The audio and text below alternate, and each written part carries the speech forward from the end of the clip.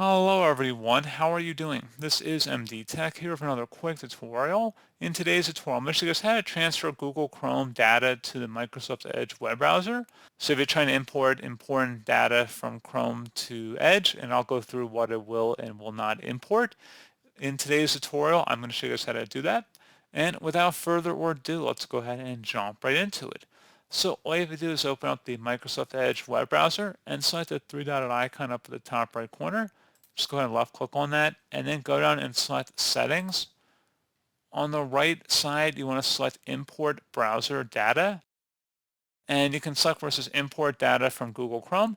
This will import bookmarks, passwords, history, and other browsing data from Google Chrome. Go ahead and select the Import button. And you can choose specifically what you would or would not want to import.